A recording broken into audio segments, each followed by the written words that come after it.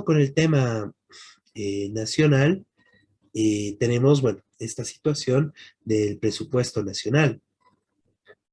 El gobierno presentó bueno, el proyecto de ley para aprobar el presupuesto general de Bolivia para la gestión 2023.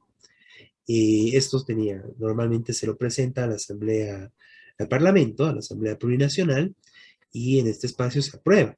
Y con la mayoría del gobierno era lo más probable, y bueno, justamente en los últimos años se aprobó sin mayor discusión. Sin embargo, este año la Cámara de Diputados ha rechazado, ¿no?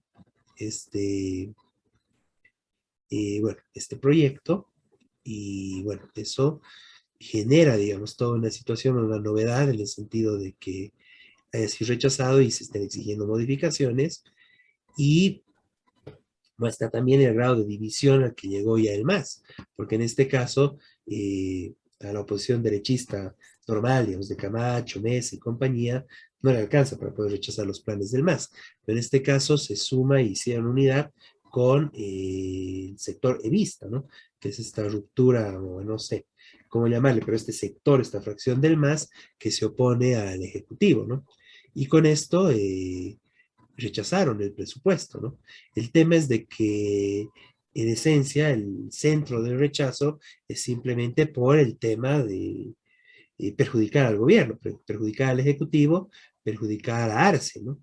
Y no hay ninguna discusión de fondo ni nada que haya realmente salido para decir, bueno, esto está interesante, esto parece que plantean algo en servicio por el trabajador o algo así. No, no hay nada de eso, ¿no? Es simplemente pura politiquería y un rechazo porque sí, digamos, porque están peleados, porque rechazan todo lo que plantea el gobierno del lado de Camacho y Comunidad Ciudadana del lado de Mesa, y por el lado de Evo, del sector evista, lo mismo, ¿no? No se pelearon con Arce, entonces le rechazan, ¿no?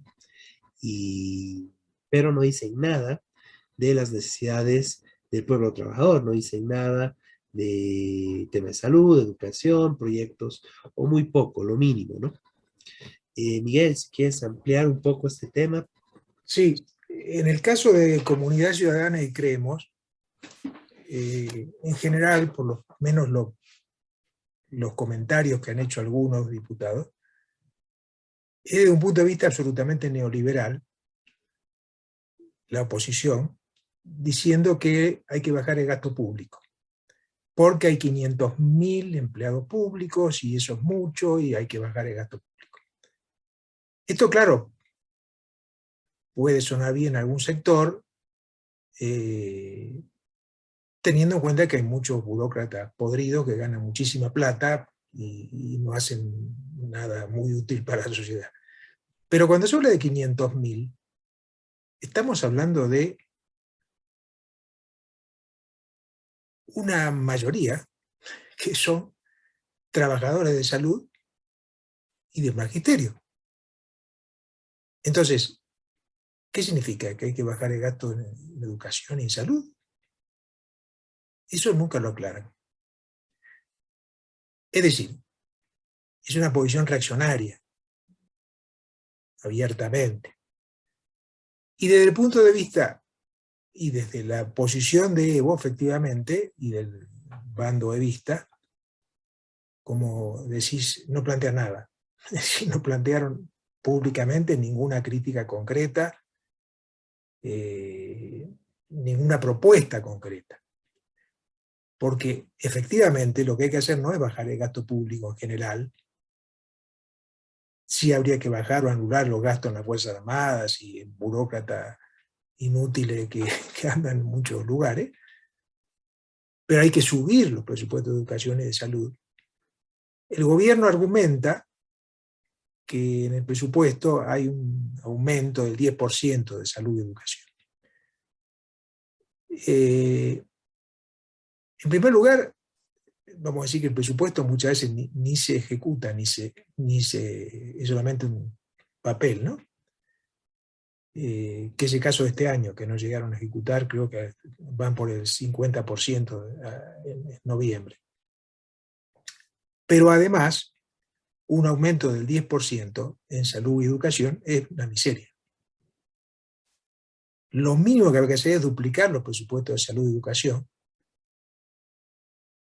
por muchos motivos, es decir, porque faltan personal de salud, porque faltan muchas cosas en la escuela,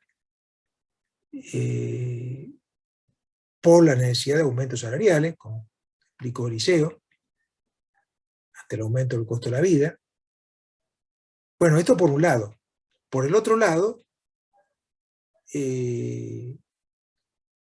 ya en el plan de inversiones, tampoco está claro las inversiones estatales, porque hasta ahora han sido, bajo el gobierno del MAS, igual que el gobierno de Áñez, han sido para favorecer a grandes empresas y minería y bancos. Es decir, no se aumentaron los impuestos al agronegocio,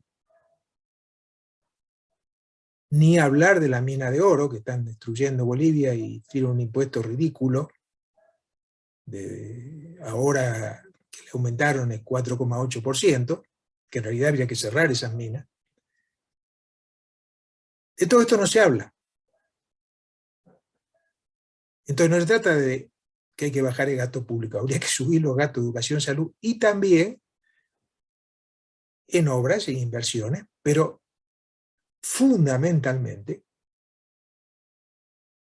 para la producción de alimentos saludables para la población. Esto implica obras de riego en gran escala, que no se están haciendo,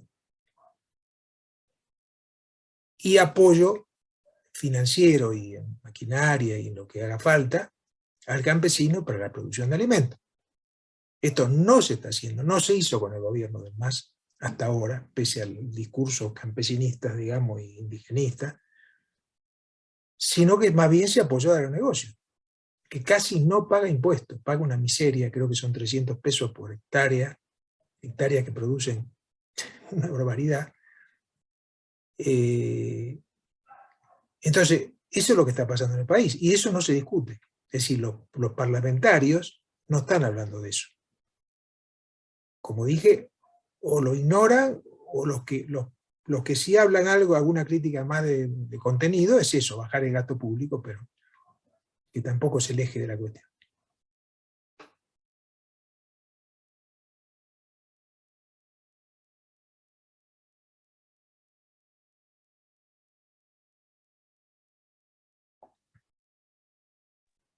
Muy importante el enfoque que das, ¿no, Miguel?